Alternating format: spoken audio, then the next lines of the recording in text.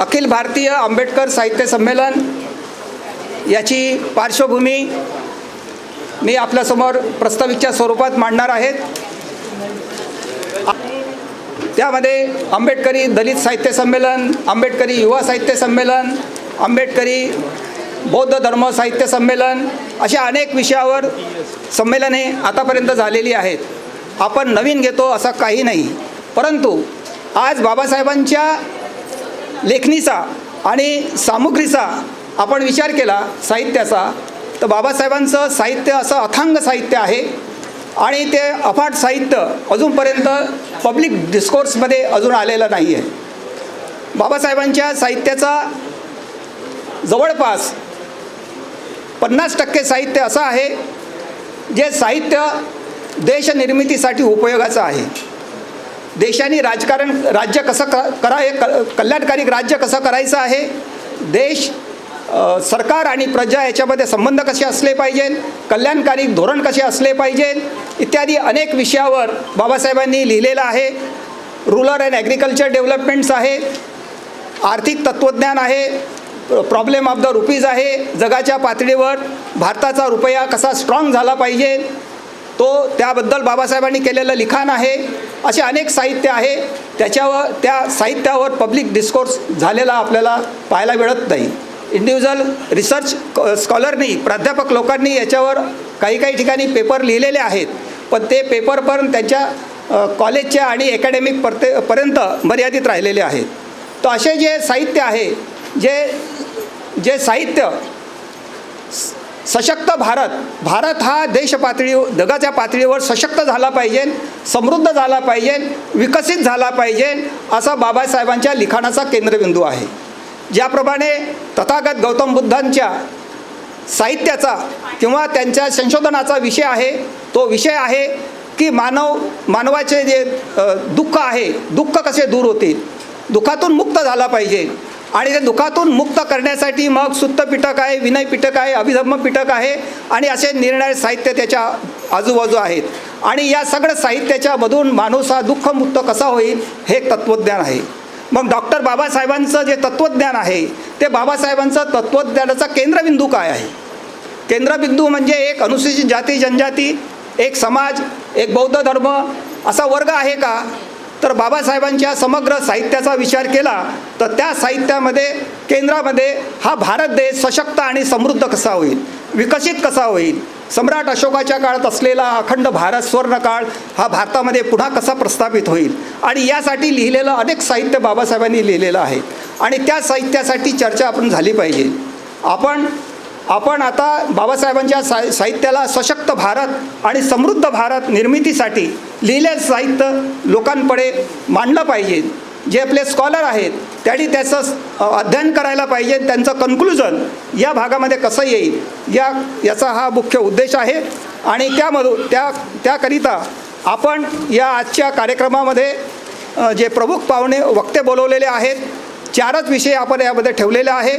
एका दिवसाच्या संमेलनामध्ये बाबासाहेबांचं साहित्य आपण चर्चेला आणू शकत नाही, म्हणून ते टप्प्याटप्प्याने आणण्याची गरज असते आणि येणारं साहित्य जे टप्प्याटप्प्याने येणार आहे त्यामधून आम्ही आता निवडलेले जे आहेत भारतातील प्रांतीय वित्त व्यवस्थेतील उत्क्रांती, इव्होल्युशन ऑफ द प्रोव्हिन्शनल फायनान्स, हे बाबासाहेबांनी जे साहित्य लिहिलेलं आहे, आर्थिक साहित्य लिहित असताना आजचे जे स्कॉलर आहेत, PhD होल्डर आहेत, हे जवळजवळ 5 किंवा 6 वर्षाचा मागचा इतिहास बघतात, पण बाबासाहेबांनी जवळजवळ 80 वर्षाचा इतिहास बघितला जगातला, की या जगामध्ये आर्थिक घडामोडी कशा चाललेल्या आहेत, जगामध्ये आर्थिक विकास कसा होत आहे आणि याचा अभ्यास करून बाबासाहेबांनी हे आर्थिक तत्त्वज्ञान आपल्या लोकांसमोर आणलेलं आहे।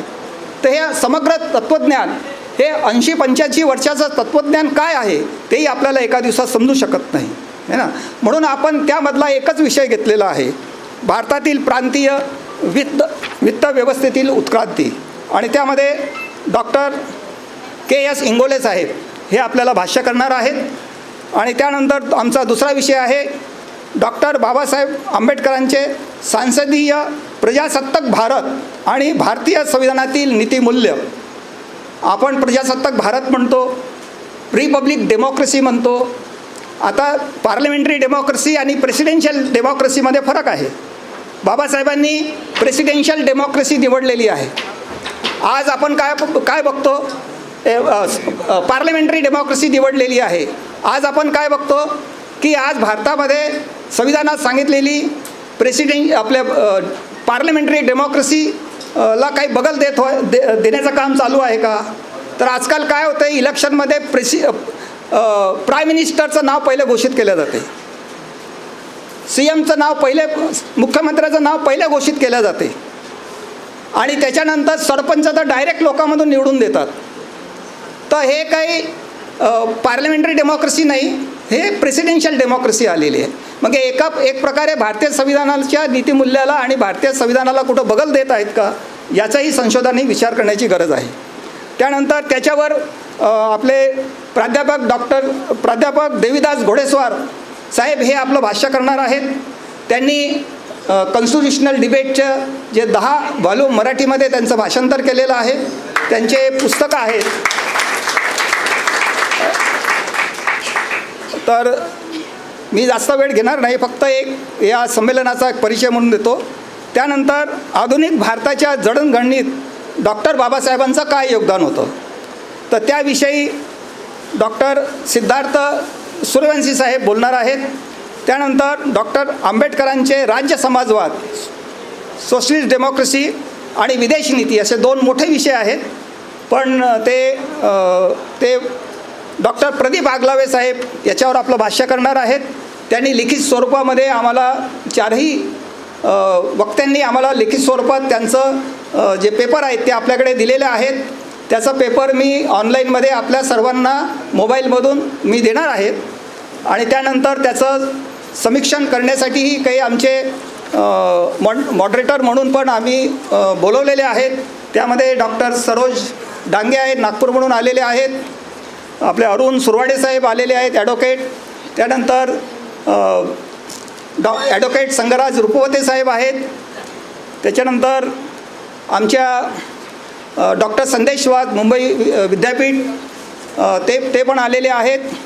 आणि डॉक्टर काय त्यांचं नाव अगदा कांबळे, हां, त्या पण अजून आल्या नाही ना, त्या पण येणार आहेत. तर अशा प्रकारे हा कार्यक्रम होणार आहेत. मी माझा प्रस्ताविक इथं संपवतो.